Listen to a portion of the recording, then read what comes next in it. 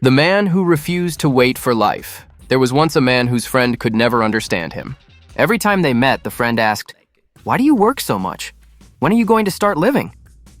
The man smiled. "I think you're asking the wrong question."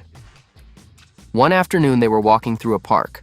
Children were playing, families were laughing, and an elderly couple sat quietly on a bench. His friend pointed around them. "This is life. You're missing it." The man stopped. "No, you're assuming life only happens when I'm not working." He picked up a small stone. "Imagine I want to climb a mountain. The view isn't only at the top, it's every step along the way. My work is those steps. I wasn't born rich. Tomorrow I'll wake up and have to earn a living, just like millions of people. I can't change that. So I had two choices: spend my life hating something I had to do, or learn to enjoy it. I chose the second." He continued walking. "Most people spend 8, 10, or 12 hours every day working. That's a huge part of life. Why would I decide that such a large part of my life doesn't count as living? I don't see work as the thing keeping me from life. I see it as part of life." His friend asked, "So your goal isn't important?" The man laughed. "My goals are incredibly important. I chase them every morning.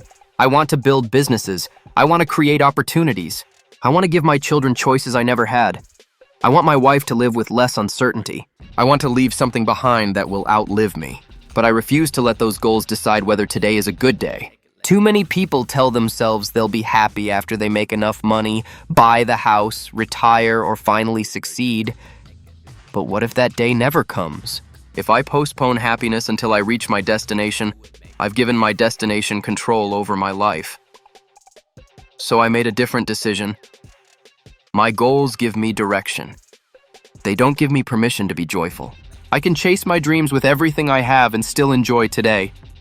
His friend became quiet. "So you actually enjoy working?" "I enjoy building. I enjoy solving problems. I enjoy watching ideas become reality. But what I enjoy most is building for others. I build so my family has security.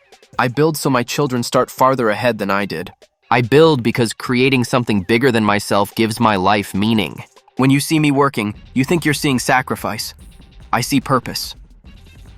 His friend asked one last question. "Doesn't working too much make people sick?" The man shook his head. "I don't think work alone makes people sick. I think neglect does. I've seen people work 8 hours a day and ignore their health. I've also seen people work 12 hours, exercise, eat well, sleep enough, and spend quality time with their families. The difference isn't always the hours. It's whether you take care of the machine that carries you through life. So yes, I work hard, but I also take care of my body. I rest. I spend time with my family. I travel. I laugh. I play sports.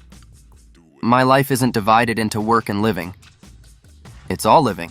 As they reached the end of the path, the man looked toward the mountains. The happiest people aren't always the ones who reach the top. Sometimes they're the ones who discover that every step upward was already part of the reward. If I achieve every dream I have, I'll celebrate. If I don't, I'll still be grateful. Because I never waited for happiness. I chose to be happy while I was building the life I wanted. Perhaps that is the greatest success of all. Not reaching every destination, but loving the road enough that every day becomes part of the dream.